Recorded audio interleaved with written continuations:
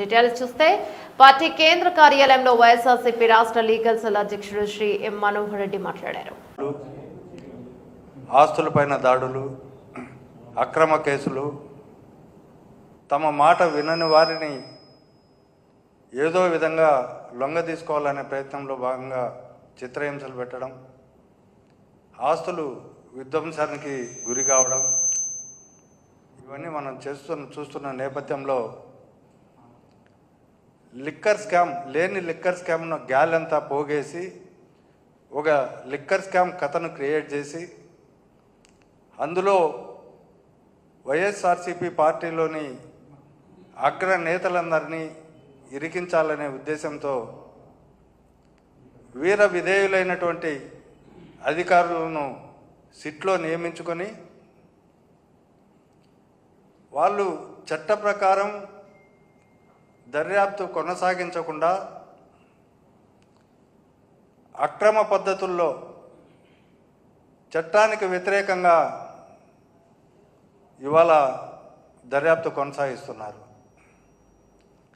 అందులో రాజకీయ నాయకులను అలాగే చేస్తున్నారు. తర్వాత అధికారులను, రిటైర్డ్ అధికారులను కూడా అలాగే ఇది చేస్తున్నారు. చివరికి బాధాకరమైన విషయం ఏంటంటే తమ డిపార్ట్మెంట్లో అంటే పోలీస్ డిపార్ట్మెంట్లో పనిచేస్తున్న వ్యక్తులను కూడా చిత్రహింసలకు గురి చేస్తున్న పరిస్థితులు ఈ రాష్ట్రంలో మనం చూస్తూ ఉన్నాం. గిరి అనే కానిస్టేబుల్ని తీవ్ర చిత్రహింసలకు గురి చేసి చెవిరెడ్డి భాస్కర్ రెడ్డికి ఈ లిక్కర్ స్కామ్తో సంబంధం ఉందని 200 నుంచి 250 కోట్ల రూపాయల వరకు ఎన్నికలలో ఈ మద్యం లిక్కర్ స్కామ్కు సంబంధించిన డబ్బును సరఫరా చేయాలని అతన్ని చిత్రహింసలు చెప్పి అతనితో కన్ఫెషన్ స్టేట్మెంట్ తీసుకున్నారు.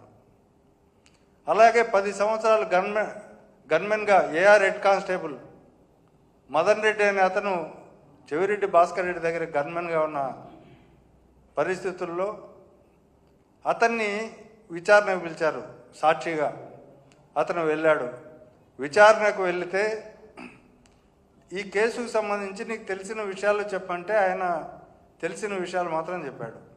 అట్లా కాకుండా అతన్ని తీవ్ర చిత్రహింసలకు గురి చేసి ముఖం పైన పిడిగుద్దులు, తలపైన పిడిగుద్దులు, వీపులపైన ఇట్లా అనరాని మాటలు దూషించి నువ్వు మేము చెప్పినట్టు చేయకపోతే, మేము చెప్పినట్టు సంతకాలు పెట్టకపోతే నీ ఉద్యోగం పెరికిస్తామనే దీంతో తీవ్రంగా వేధించి ఒకరోజు 10 గంటల పాటు విచారించారు.